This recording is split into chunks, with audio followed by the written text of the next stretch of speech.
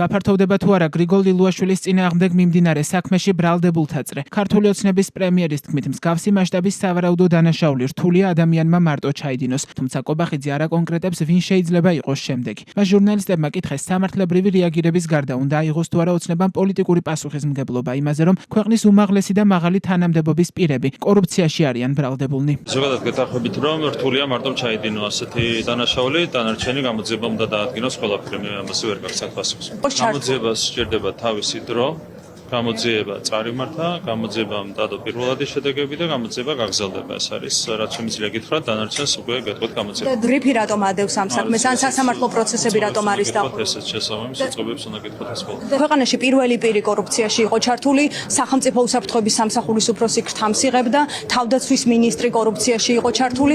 აქ თქვენი პოლიტიკური პასუხისმგებლობა მხოლოდ ამის გამოვლენაა, როცა ეს ჩათვალეთ საჭიროდ. თქვენი პასუხისმგებლობა სად დავინახოთ?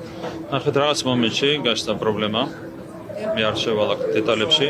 ამის გამო 2023 წლის დეკემბერში ბატონმა ბიზნესმენმა გააკეთა კონკრეტული მკაფიო განაცხადი, რომელიც უკავშირდებოდა სწორედ შესაძლო კორუფციას.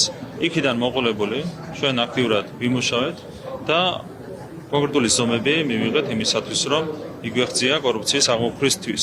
ეს არის ის ისტორია, რომელიც თან ახლავს ამ პროცესებს. კობახიძეს დღეს ჟურნალისტებმა სუსის ყოფილი უფროსისთვის წარდგენილი ბრალის იმ ეპიზოდზეც კითხეს, რომელიც თბილისის ბაგა ბაღებს და ეგრეთ წოდებულ ატკატებს ეხება. იცოდა თუ არა დედაქალაქის მერმა ლილუაშვილი გვანცელაძის სავარაუდო დანაშაულებრივი სქემის შესახებ. შესაძლოა თუ არა გამოიკვეთოს კახა კალაძის პასუხისმგებლობა. ამ კითხვების პასუხად ირაკლი კობახიძემ თქვა, რომ მის ხელთ არსებული ინფორმაციით კალაძეს ამ ფაქტთან დაკავშირებით არანაირი შემხებლობა არ აქვს. მაქვს ინფორმაცია, რომ კახი კალაძეს არანაირი შემხებლობა არ ქონია ამ ფაქტთან მიმართებით. მერის დაქვემდებარებაა ხო? ამ ფაქტთან მიმართებით გამოძიება, რასაც ავლენს წინასწარი მონაცემებით, არავითარი შემხებლობა არ ქონია კახი კალაძეს. რამ კალაძემ მის თანამშრომლებში იპოვა ისეთები, ვინც საპროტესტო აქციებზე დადიოდნენ, ყველა გაუშვა სამსახურიდან და მის დაქვემდებარებაში რა სამსახურია, ეს პირიქით გულგრილობა ხომ არ არის მისი? შეიძლება კონკრეტული დანაშაულები გამოვლინდეს, მაგალითად კონკრეტულ სახელმწიფო საწარმოოში, რაც შეიძლება იმ პერიოდსაც უკავშირდებოდეს, როცა მე ვიყავი პრემიერ-მინისტრი, მაგალითად.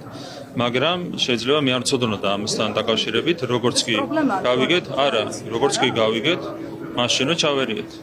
ხო, ანუ კორუფცია თუ არის, ჩვენ უნდა გაიგო და ჩვენ სადაც გავიგეთ, ყველგან ჩავერიეთ. ეს არის მიდგომა.